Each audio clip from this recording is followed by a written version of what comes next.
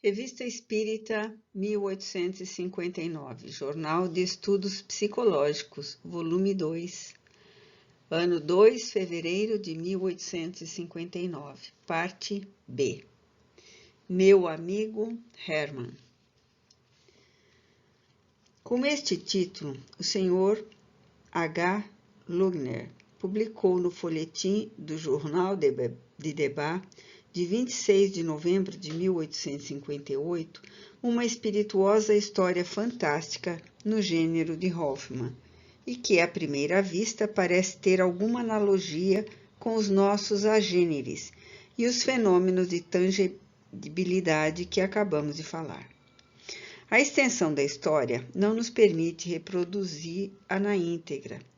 Limitar-nos-emos a analisá-la, fazendo notar que o autor a conta como um fato de que tivesse sido testemunha e como se estivesse ligado por laços de amizade ao herói da aventura. Este herói, chamado Hermann, morava numa pequena cidade da Alemanha. Era, diz o narrador, um belo rapaz de 25 anos de porte avantajado, cheio de nobreza em todos os seus movimentos, gracioso e espiritual no falar. Muito instruído e sem o menor pedantismo, muito fino e sem malícia, muito cioso de sua dignidade e sem a menor arrogância. Logo, era perfeito em tudo mais perfeito ainda em 3 coisas mais que no resto: seu amor à filosofia, sua vocação particular pela valsa e a doçura de seu caráter. Essa doçura não era fraqueza, nem medo dos outros, nem desconfiança exagerada de si mesmo. Era uma inclinação natural, uma superabundância desse milk of humankindness, que de ordinário só encontramos nas ficções dos poetas e da qual a natureza havia aquinhoado Hermann como uma dose invulgar. Ele continha e, ao mesmo tempo, animava os seus adversários com uma bondade onipotente e superior aos ultrajes. Podiam feri-lo, mas não encolerizá-lo. Seu barbeiro um dia, ao frisá-lo, queimou-lhe a ponta da orelha. Hermann apressou-se em desculpá-lo, atribuindo-se a culpa, assegurando que se havia mexido desajeitadamente. Não houve nada disso, posso dizê-lo em consciência, porque me achava presente e vi claramente que tudo foi devido à inabilidade do barbeiro. Deu ele muitas outras provas da imperturbável bondade de sua alma. Ouvi a leitura de maus versos com um ar angélico e respondia aos mais tolos epigramas com elogios bonitos, quando espíritos malévolos lhe teriam mencionado as suas maldades. Esta doçura singular o havia tornado célebre. Não havia mulher que não desse a vida para vigiar sem descuido o caráter de Hermann, procurando fazê-lo perder a paciência ao menos uma vez na vida. Acrescente-se a todos esses méritos a vantagem de uma completa independência e a posse de uma fortuna suficiente para que fosse contado entre os mais ricos homens da cidade, e dificilmente podereis imaginar que faltasse alguma coisa à felicidade de Hermann. Entretanto, não era feliz e dava frequentes mostras de tristeza. Isto era devido a uma enfermidade singular que o afligira a vida toda e que de há muito vinha provocando curiosidade de toda a sua cidadezinha. Hermann não podia ficar desperto um instante depois do pôr do sol.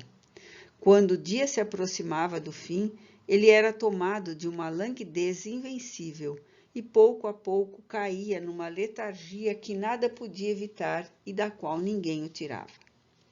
Deitava-se com o sol e levantava-se ao romper do dia. Seus hábitos matinais tê-lo-iam tornado um excelente caçador se tivesse podido vencer o horror ao sangue e suportar a ideia de dar uma morte cruel a inocentes criaturas. Eis os termos em que, no momento de expansão, descreve ele a sua situação ao seu amigo do Journal de Débat. Você sabe, meu amigo, a que enfermidade sou sujeito e que sono invencível me oprime regularmente desde o pôr do sol até o seu nascer. Sobre isto, você sabe o que todos sabem, e como todos, ouviu dizer que este sono quase se confunde com a morte. Nada mais verdadeiro. É isto pouco me importaria, eu juro, se a natureza se contentasse em tomar-me o corpo como motivo para uma das suas fantasias. Mas a minha alma também é seu joguete. Não lhe posso dizer sem horror a sorte bizarra e cruel que lhe foi infligida. Cada uma de minhas noites é preenchida por um sonho, e este sonho se liga com a mais fatal clareza ao sonho da noite anterior. Estes sonhos, Deus o permitisse que fossem sonhos, se seguem e se encadeiam como os acontecimentos de uma existência comum, que se desenvolvesse à face do sol e na companhia de outros homens. Assim, vivo duas vezes e levo duas existências diferentes. Uma se passa aqui com você e com os nossos amigos. A outra, incito longe daqui, com homens que conheço tão bem como a você, com quem falo como lhe falo, e que me chamam de louco, como vocês o fazem, quando me refiro a outra existência além desta que passo com vocês. Entretanto, estou aqui falando vivo, sentado ao seu lado e bem desperto, como me parece. E quem pretendesse que nós sonhamos ou que somos sombras com justo motivo, não passaria por insensato. Então, meu caro amigo, cada um dos momentos, cada um dos atos que enchem as horas de meu sono inevitável, não tem menos realidade. E quando me acho inteiramente nessa outra existência, é esta que eu seria tentado a considerar como sonho. Entretanto, não sonho mais aqui do que lá. Vivo alternativamente nos dois lados e não poderia duvidar, embora minha razão fique estranhamente chocada, que minha alma anime sucessivamente dois corpos e defronte, assim, duas existências. Ah, meu caro amigo, prouver a Deus que ela tivesse nesses dois corpos os mesmos instintos e a mesma conduta, e que lá eu fosse o homem que vocês aqui conhecem e estimam. Mas nada disso. Não ousariam talvez contestar a influência do físico sobre o moral, se minha história fosse conhecida. Não me quero gabar, aliás, o orgulho que me pudesse inspirar uma de minhas existências é muito abatido pela vergonha inseparável da outra. Entretanto, posso dizer sem vaidade que aqui sou justamente amado e por todos respeitado. Elogiam-me a figura e as maneiras, acham-me o aspecto nobre, liberal e distinto. Como você sabe, amo as letras, a filosofia, as artes, a liberdade, tudo o que faz o encanto e a dignidade da vida humana. Socorro os infelizes e não invejo ninguém. Você sabe que minha suavidade se tornou proverbial, como meu espírito de justiça e de misericórdia e meu insuperável horror à violência. Todas estas qualidades que me elevam e me adornam aqui, eu as espio lá, por vícios contrários. A natureza que aqui me cumulou as bênçãos, aprove lá amaldiçoar-me.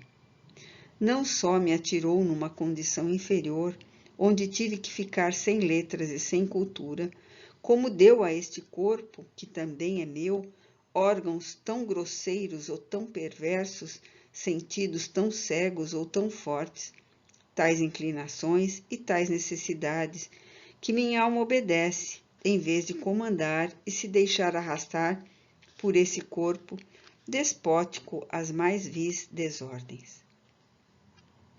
Lá eu sou duro e covarde, perseguidor dos fracos e servil diante dos fortes, impiedoso e invejoso, naturalmente injusto e violento até o delírio.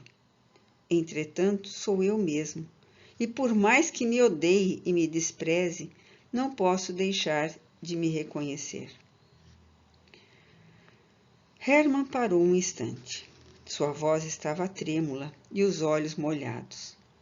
Esbocei um sorriso e lhe disse: quero abrandar a sua loucura para melhor a curar.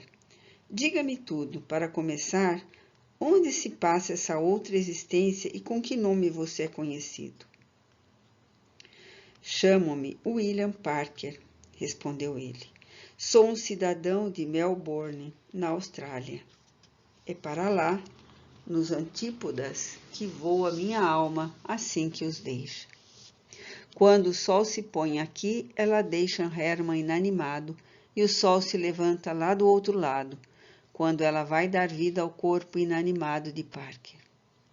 Então começa minha miserável existência de vagabundagem, de fraude, de rixas e de mendicância.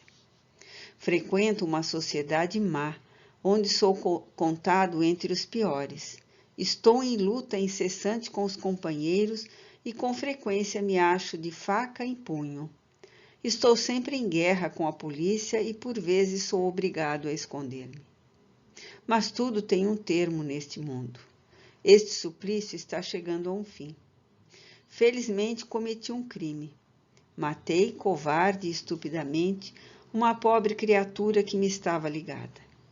Assim, levei ao cúmulo a indignação pública, já excitada por minhas desordens. O júri condenou-me à morte e espero minha execução.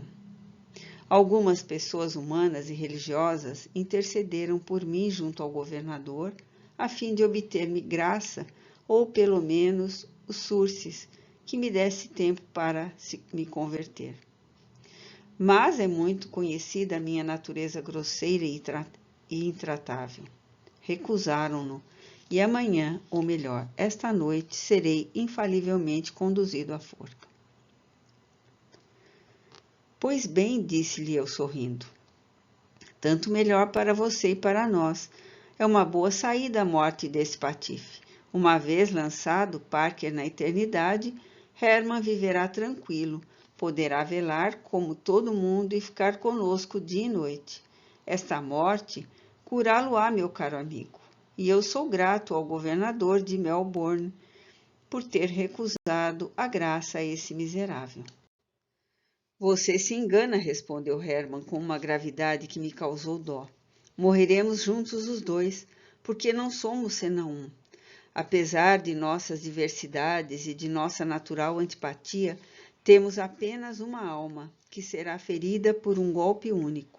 Em todas as coisas, respondemos um pelo outro. Crê então que Parker ainda estaria vivo se Hermann não tivesse sentido que tanto na morte como na vida eles eram inseparáveis? Teria eu hesitado um instante se tivesse podido arrancar e lançar no fogo essa outra existência, como o olho maldito que lhe falam as Escrituras? Eu estava tão feliz por viver aqui que não me podia resolver a morrer lá. E minha irresolução durou até que a sorte me resolveu esta terrível questão. Agora tudo está acabado. Creia que estou fazendo a minha despedida. No dia seguinte, encontraram Hermann morto em seu leito. Alguns meses depois, os jornais da Austrália trouxeram a notícia da execução de William Parker, com todas as circunstâncias descritas por seu duplo. Toda esta história é contada com um imperturbável sangue frio e em tom sério. Nada falta nos detalhes que omitimos, para dar-lhe um cunho de verdade. Em presença dos fenômenos estranhos que testemunhamos, um fato dessa natureza poderia parecer, se não real, ao menos possível, e até certo ponto ligado àqueles por nós citados. Não seria talvez análogo ao do jovem que dormia em Boulogne, enquanto, ao mesmo tempo, falava com os amigos em Londres, e ao de Santo Antônio de Pádua, que ao mesmo dia pregava na Espanha e se mostrava em Pádua para salvar a vida de seu pai, acusado como assassino? À primeira vista, pode-se dizer que estes últimos fatos são exatos. Também não é impossível que esse Hermann vivesse na Austrália enquanto dormia na Alemanha, e reciprocamente. Embora seja nossa opinião a respeito perfeitamente estabelecida, julgamo-nos no dever de referi-la aos nossos instrutores de além-túmulo, numa das sessões da sociedade. A pergunta: é verdadeiro o fato relatado pelo jornal Debut? Responderam: não, é uma história feita especialmente para distrair os leitores. Perguntado: se não é verdadeira, é possível? Responderam ainda: não, uma alma não pode animar dois corpos. Com efeito, na história de Boulogne, embora o moço fosse visto simultaneamente em dois lugares, não havia realmente senão um corpo de carne e osso que estava em Boulogne. Em Londres, apenas a aparência ou perispírito tangível é certo, mas não o próprio corpo, o corpo mortal. Ele não poderia morrer em Londres e em Boulogne. Ao contrário, segundo a história, Hermann teria na realidade dois corpos, de vez que um foi enforcado em Melbourne e outro enterrado na Alemanha. A mesma alma teria assim levado simultaneamente duas existências, o que, conforme os espíritos, não é possível. Os fenômenos do gênero desse Boulogne e de Santo Antônio de Pádua, embora muito frequentes, são, aliás, sempre acidentais e fortuitos no indivíduo e jamais têm um caráter de permanência, ao passo que o pretenso Hermann era assim desde a infância. Mas a razão mais grave é a diferença de caracteres. Com toda certeza, se esses dois indivíduos não tivessem tido senão uma só e mesma alma, esta não poderia ser alternativamente de um homem de bem e de um bandido. É certo que o autor se baseia na influência do organismo.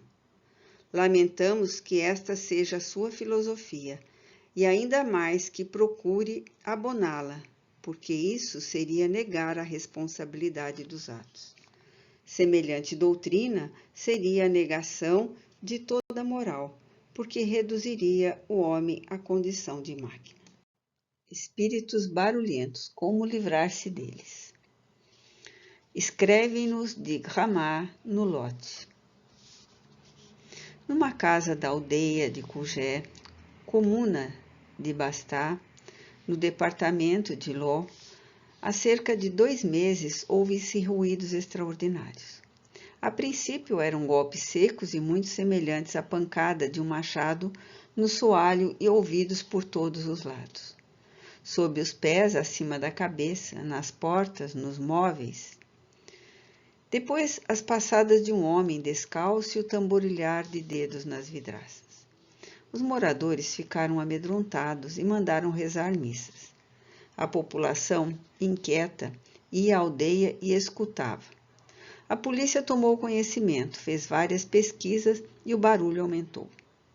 Em breve as portas eram abertas, os objetos revirados, as cadeiras projetadas pela escada, os móveis transportados do rés do chão para o sótão.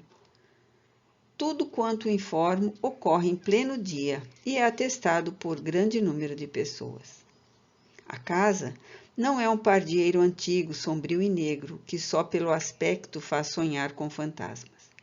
É uma construção recente e risonha. Os proprietários são gente boa, incapazes de querer enganar e morrem de medo. Entretanto, muitas pessoas pensam que ali não há nada de sobrenatural e procuram explicar tudo quanto se passa de extraordinário, quer pela física, quer pelas más intenções que atribuem aos moradores. Eu, que vi e acredito, resolvi dirigir-me ao Senhor para saber quais são os espíritos que fazem todo esse barulho e conhecer o meio, caso exista, de o silenciar. É um serviço que prestaria a essa boa gente, etc. Os fatos desta natureza não são raros. Todos eles se assemelham mais ou menos e, em geral, só diferem pela intensidade e por sua maior ou menor tenacidade. Em geral, a gente pouco se inquieta quando eles se limitam a alguns ruídos, sem consequência, mas tornam-se verdadeira calamidade quando atingem certas proporções.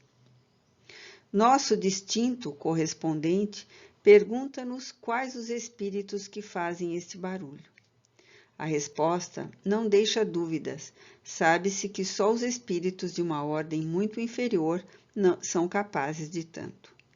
Os espíritos superiores, assim como entre nós, as pessoas graves e sérias, não se divertem a fazer charivaris. Muitas vezes os chamamos a fim de lhes perguntar por que motivo assim perturbam o repouso alheio. A maior parte não tem outro objetivo senão divertir-se. São antes espíritos levianos do que maus. Riem-se do medo que provocam como das inúteis pesquisas para descobrir a casa do tumulto. Muitas vezes se obstinam junto a um indivíduo que gostam de vexar e que perseguem de casa em casa. Outras vezes se ligam a um determinado lugar sem qualquer motivo, a não ser por capricho.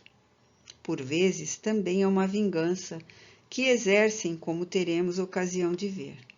Em certos casos, sua intenção é mais louvável, querem chamar a atenção e estabelecer contato, seja para fazer uma advertência útil à pessoa a quem se dirigem, seja para pedir algo para si mesmos. Muitas vezes, vimos-los pedir preces, outros solicitavam o cumprimento em seu nome de promessas que não puderam cumprir. Outros, enfim, no interesse de seu próprio repouso, queriam reparar alguma ação má que tinham praticado quando encarnados. Em geral, não há razão para nos amedrontarmos. Sua presença pode ser importuna, mas não é perigosa. Aliás, compreende-se que tenhamos desejo de nos desembaraçarmos deles. Entretanto, quase sempre fazemos exatamente o contrário do que deveríamos.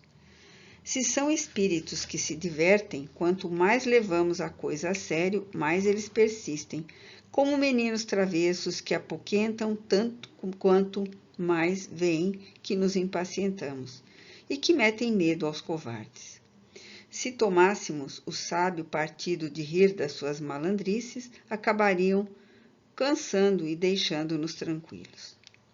Conhecemos alguém que, longe de irritar-se, os excitava, desafiava-os a fazer isto ou aquilo, de modo que, ao cabo de alguns dias, eles não mais apareceram. Entretanto, como dissemos, alguns têm motivos menos frívolos. Eis porque é sempre útil saber o que eles querem. Se pedem alguma coisa, podemos estar certos de que suas visitas cessarão assim que forem satisfeitos. O melhor meio de instruir-se a respeito é evocar o espírito através de um bom médium psicógrafo. Por suas respostas, veremos imediatamente com quem tratamos e, em consequências, por que poderemos agir. Se for um espírito infeliz, manda a caridade que o tratemos com os cuidados que merece. Se for um brincalhão de mau gosto, poderemos agir com ele sem cerimônias. Se for malévolo, é preciso pedir a Deus que o torne melhor. Em todo caso, a prece só bons resultados poderá dar. Mas a gravidade das fórmulas de exorcismos causa-lhes riso e por elas não tem nenhum respeito. Se pudermos entrar em comunicação com eles, é necessário desconfiar das qualificações burlescas ou apavorantes que por vezes se dão para divertir-se com a nossa credulidade. Em muitos casos, a dificuldade está em não ter médiuns à disposição. Devemos, então, procurar substituí-los por nós mesmos ao interrogar o espírito diretamente, de acordo com os preceitos que damos nas nossas instruções práticas sobre as manifestações.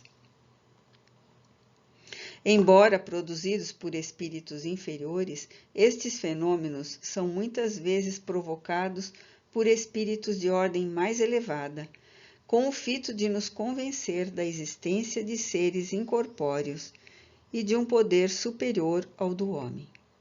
A repercussão daí resultante, o próprio medo que causam, chamam a atenção e acabarão por abrir os olhos dos mais incrédulos. Estes acham mais fácil levar tais fenômenos para o plano da imaginação, explicação muito cômoda que dispensa quaisquer outras. Entretanto, quando os objetos são sacudidos ou atirados à nossa cabeça, fora necessária uma imaginação muito complacente para supor que tais coisas acontecem quando não acontecem. Se observarmos um efeito qualquer, este terá necessariamente uma causa. Se uma observação calma e fria nos demonstra que tal efeito independe de toda a vontade humana e de toda a causa material, se além disso nos dá indícios evidentes de inteligência e de livre vontade, o que constitui o mais característico dos sinais, somos então forçados a atribuí-lo a uma inteligência oculta. Quais são esses seres misteriosos? Eis o que os estudos espíritas nos ensinam da maneira menos contestável, através dos meios que nos apresenta de com eles nos comunicarmos. Além disso, esses estudos nos ensinam a separar o que é real daquilo que é falso ou exagerado nos fenômenos cujas causas não percebemos. Se produz um efeito insólito, ruído, movimento, até mesmo uma aparição, o primeiro pensamento que devemos ter é que seja devido a uma causa absolutamente natural, que é o mais provável. Então, é preciso rebuscar essa causa com o maior cuidado e não admitir a intervenção dos espíritos, senão com plena razão. É o meio de não nos iludirmos. Dissertação de além-túmulo. A infância. Comunicação espontânea do Sr. Nelo, médium, lida na Sociedade a 14 de janeiro de 1859.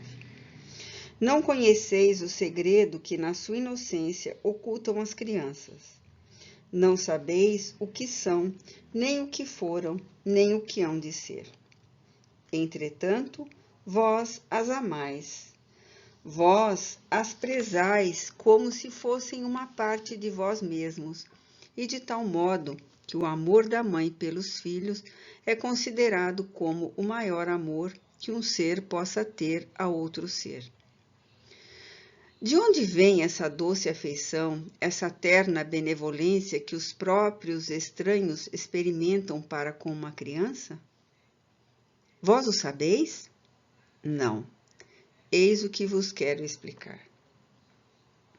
As crianças são os seres que Deus envia a novas existências, e para que elas não possam queixar-se de sua grande severidade, dá-lhes toda a aparência da inocência. Mesmo numa criança naturalmente má, os defeitos são cobertos pela inconsciência de seus atos. Esta inocência não é uma superioridade real sobre aquilo que foram antes. Não, é a imagem do que deveriam ser, e se não o são, a culpa cairá sobre elas unicamente. Mas não foi apenas por elas que Deus lhes deu tal aspecto. Foi também e, sobretudo, por seus pais, cujo amor é necessário à sua fraqueza. E esse amor ficaria singularmente enfraquecido à vista de um caráter impertinente e intratável, ao passo que, supondo os filhos bons e meigos, lhes dão toda a sua afeição e os cercam das atenções mais delicadas. Quando, entretanto, as crianças não mais necessitam dessa proteção, dessa assistência que lhes foi dada durante 15 ou 20 anos, seu caráter real e individual aparece em toda a sua nudez. Permanece bom, se for fundamentalmente bom, mas se iriza sempre de nuances que estavam ocultas pela primeira infância. Vedes que os caminhos de Deus são sempre os melhores e que, quando se tem o coração puro, fácil é conceber a explicação. Com efeito, imaginai que o espírito dos filhos que nascem entre vós pode vir um mundo que adquiriu hábitos completamente diversos. Como querereis que estivesse em vosso meio esse novo ser, que vem com paixões completamente diversas das que possuis, com inclinações, com gostos totalmente opostos aos vossos? Como querereis que se incorporasse em vossas fileiras de modo diferente daquele que Deus o quis? Isto é, pelo crivo da infância?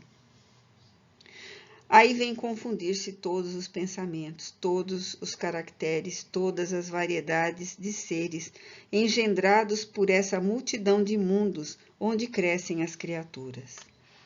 E ao morrer, vós mesmos vos encontrais numa espécie de infância, em meio a novos irmãos e em nova existência não terrena, ignorais os hábitos, os costumes e as relações desse mundo novo para vós.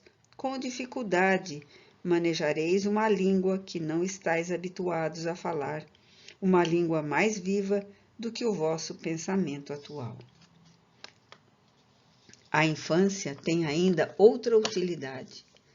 Os espíritos só entram na vida corpórea para o seu aperfeiçoamento, para a sua melhora.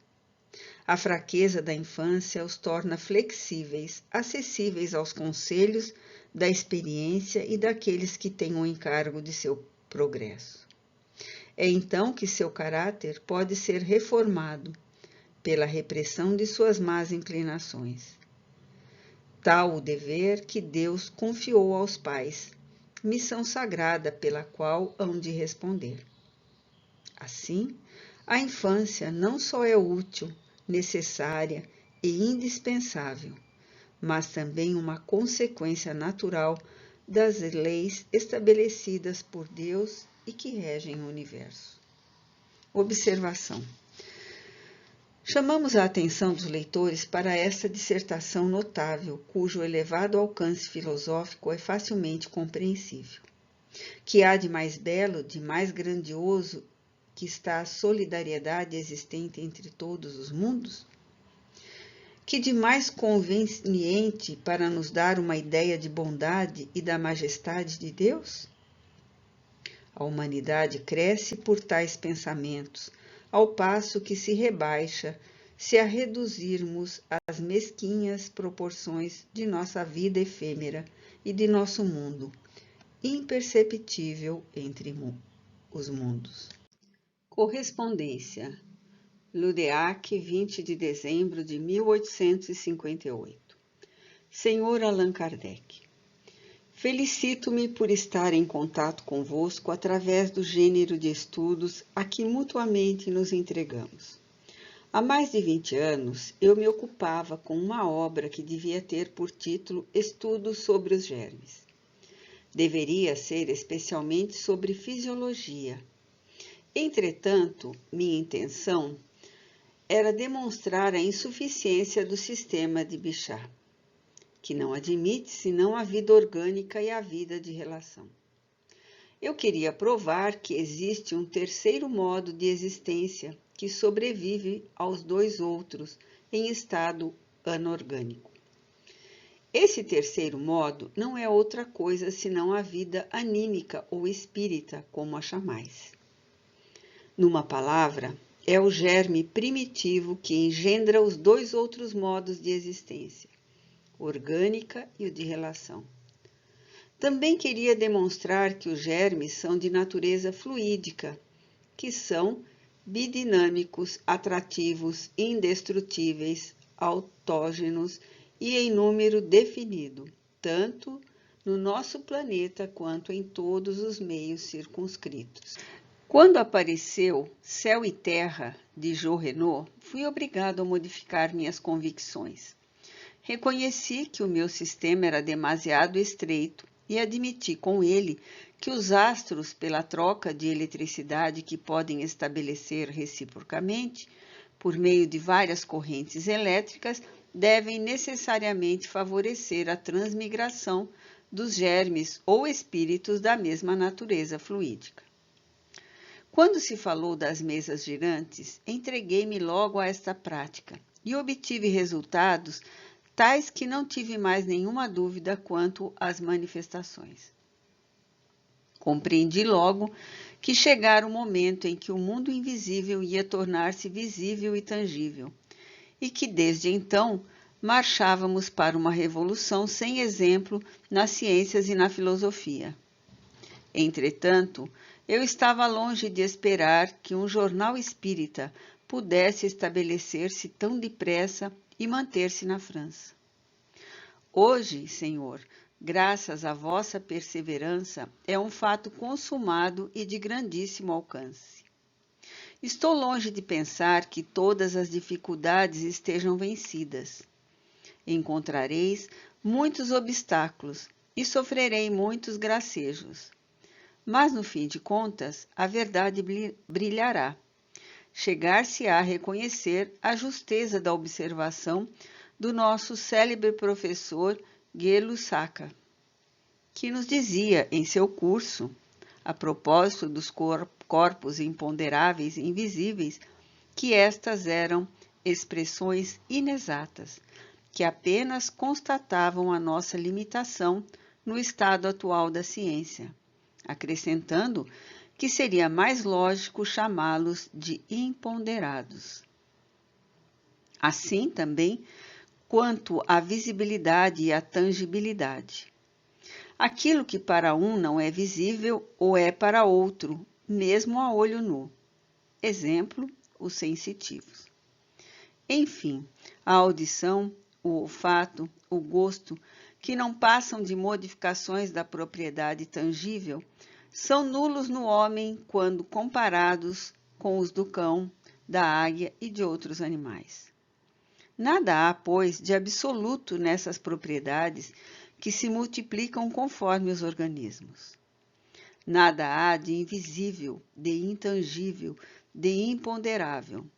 Tudo pode ser visto, tocado ou pesado, quando nossos órgãos, que são os nossos primeiros e mais preciosos instrumentos, se tiverem tornado mais sutis. Há tantas experiências a que deveis ter recorrido para constatar o nosso terceiro modo de existência, a vida espírita. Peço que acrescenteis a seguinte. Magnetizei um cego de nascença e, no estado sonambúlico, fazei-lhe uma série de perguntas sobre as formas e as cores. Se o sensitivo for lúcido, provar-vos-á de modo peremptório que sobre estas coisas tem um conhecimento que não lhe foi possível adquirir, senão em uma ou várias existências anteriores. Termino, Senhor, pedindo-vos aceites minhas felicitações muito sinceras pelo gênero de estudos a que vos consagrais. Como jamais temi manifestar as minhas opiniões, podeis inserir esta em vossa revista se a julgardes de utilidade. Vosso servo muito dedicado. Morrery, doutor em medicina. Observação. Sentimos-nos felizes com a autorização que o Dr. Morrery nos concede para a publicação com o seu nome da notável carta que acabamos de ler. Ela prova que há nele, ao lado do homem de ciência, o homem sensato, que vê algo além das nossas sensações e que sabe fazer o sacrifício de suas opiniões pessoais em face da evidência.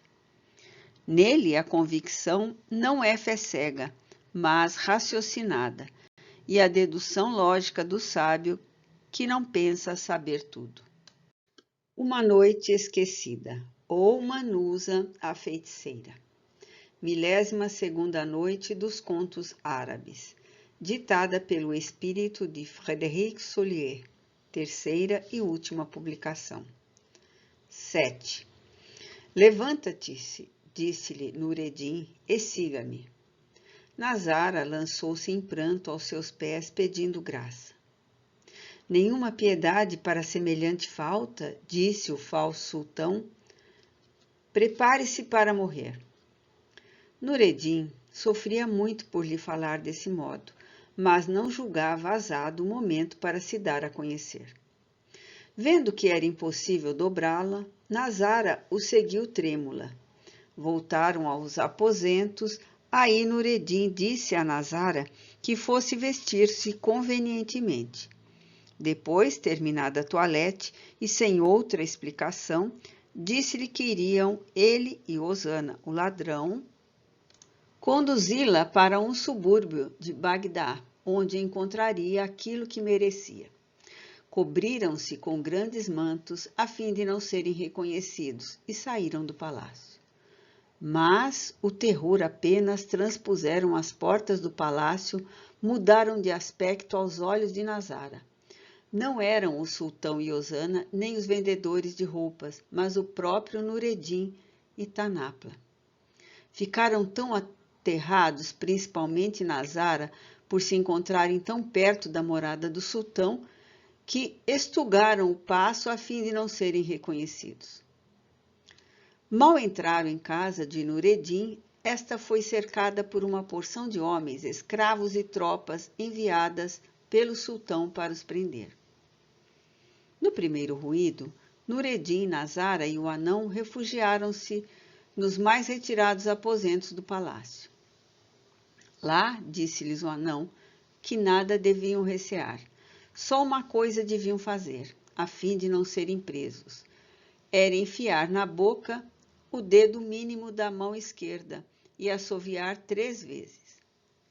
Nazara devia fazer o mesmo e imediatamente ficariam invisíveis para aqueles que os quisessem prender. O rumor continuou a aumentar de maneira alarmante. Então Nazara e Nureddin seguiram o conselho de Tanapla. Quando os soldados penetraram em seus aposentos, acharam-nos vazios. Retiraram-se após pesquisas minuciosas.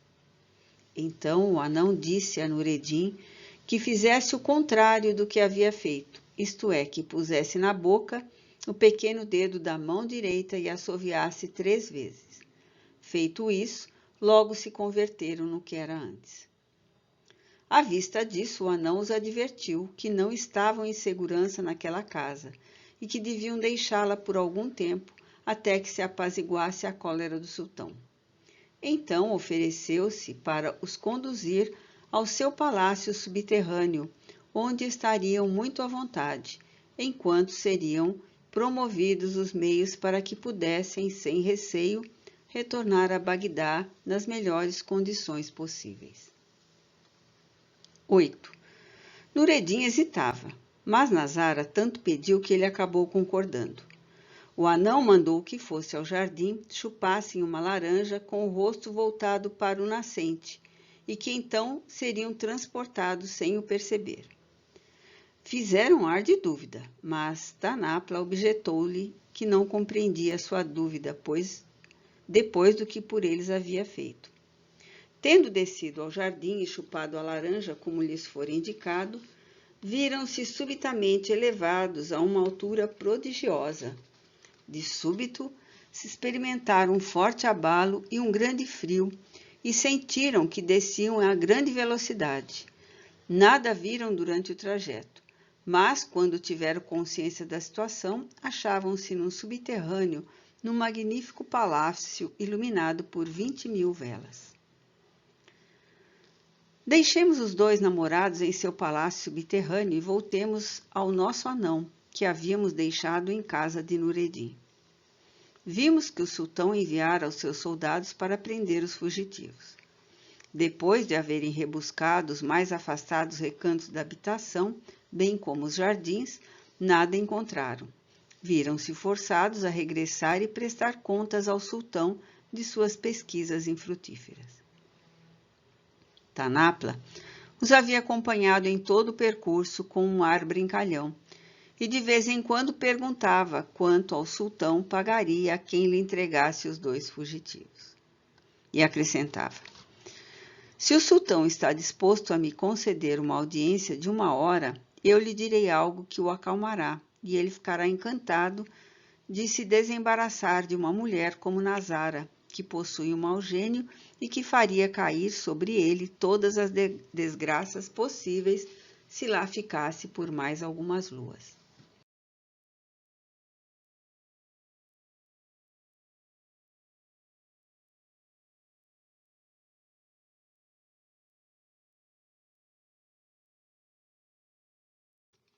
O chefe dos eunucos lhe prometeu dar o recado e lhe comunicar a resposta do sultão. Mal chegaram ao palácio, o chefe dos negros lhe veio dizer que o senhor o aguardava, mas o preveniu de que seria empalado se fosse com imposturas. Nosso monstrinho se apressou a chegar ao sultão. Em presença deste homem duro e severo, inclinou-se 3 vezes, como é de hábito, perante os príncipes de Bagdá. Que me tens a dizer? Perguntou o sultão. Sabes o que te espera se não dizes a verdade? Fala, eu te escuto. Grande espírito, celeste lua, tríada de sóis, não direi senão a verdade. Nazara é filha da fada negra e do gênio da grande serpente dos infernos. Sua presença em tua casa te acarretaria todas as pragas imagináveis. Chuva de serpentes, eclipse do sol, lua azul impedindo os amores noturnos, enfim, todos os teus desejos seriam contrariados e tuas envelheceriam antes que passasse uma lua. Eu poderia dar-te uma prova do que te digo. Sei onde se acha Nazara. Se queres, irei buscá-la e poderás convencer-te. Só há um meio de evitar estas desgraças. É dá-la a Nureddin. Nureddin também não é o que pensas. É filho da feiticeira Manusa e do gênio Rochedo, de diamante. Se os casares em sinal de reconhecimento, Manusa te protegerá.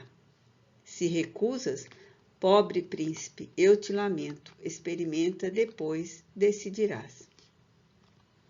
O sultão ouviu muito calmo as palavras de Tanapla, mas logo a seguir chamou uma tropa e mandou prender o pequeno monstro, até que um acontecimento viesse provar aquilo que acabara de dizer.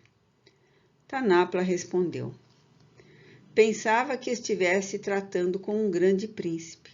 Vejo, entretanto, que me enganei e deixo aos gênios o cuidado de vingar os seus filhos. Dito isto, seguiu os que o tinham vindo prender. 9. Apenas algumas horas haviam passado desde que Tanapla entrara na prisão, quando o sol se cobriu de uma nuvem sombria, como se um véu tivesse querido roubá-lo à terra. Depois, ouviu-se um grande ruído e de uma montanha, à entrada da cidade, saiu um gigante armado, dirigindo-se para o palácio do sultão. Não direi que o sultão tivesse ficado muito calmo, longe disso. Tremia como uma folha de laranjeira açoitada por éolo. A aproximação do gigante mandou fechar todas as portas e ordenou prontidão a todos os soldados, a fim de defender o seu príncipe. Mas, ó estupefação! À aproximação do gigante, todas as portas se abriram, como se empurradas por mão invisível. Depois, gravemente, o gigante avançou para o sultão, sem fazer um sinal ou dizer uma palavra. À sua vista, o sultão caiu de joelhos e suplicou ao gigante que o poupasse e dissesse o que exigia. Príncipe, disse o gigante, não digo uma coisa da minha primeira vez, apenas te advirto. Faze o que Tanapla te aconselhou e te asseguramos a nossa proteção. Do contrário, sofrerás as consequências de sua teimosia. Dito isto, retirou-se. A princípio, o sultão ficou muito aterrado, mas ao fim de um quarto de hora refez-se do susto e, longe de seguir o conselho de Tanapla, mandou publicar um édito prometendo magnífica recompensa a quem o pusesse no encalço dos fugitivos. Depois mandou postar guardas às portas do palácio e da cidade e esperou pacientemente. Entretanto, a paciência não durou muito, ou, pelo menos, não lhe deixou o tempo de submetê-la à prova. Logo ao segundo dia apareceu às portas da cidade um exército que parecia saído debaixo da terra. Os soldados vestiam peles de toupeira e tinham como escudos cascos de tartaruga. Usavam machados feitos de lascas de rochedos. À sua aproximação, os guardas quiseram opor resistência, mas o aspecto formidável do exército logo os fez baixar as armas. Abriram as portas sem dizer palavra, sem romper suas filas, e a tropa inimiga marchou solenemente para o palácio. O sultão quis resistir à entrada de seus aposentos, mas com grande surpresa, os guardas adormeceram e as portas se abriram por si mesmas.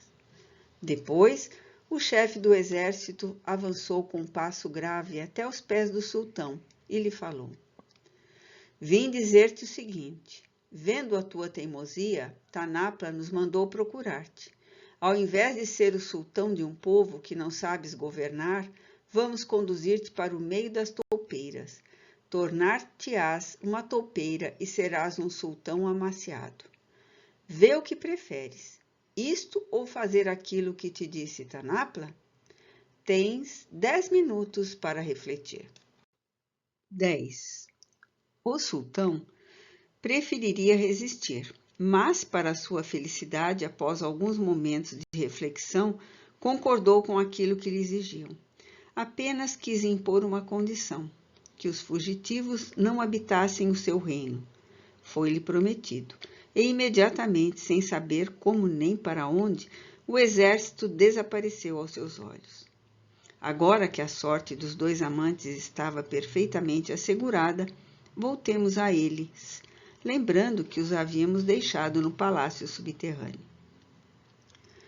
Depois de alguns minutos, deslumbrados e encantados pelo aspecto das maravilhas que os cercavam, quiseram visitar o palácio e os seus arredores. Viam jardins deslumbrantes e, coisa estranha, ali viam quase que tão claramente quanto a céu aberto. Aproximaram-se do palácio.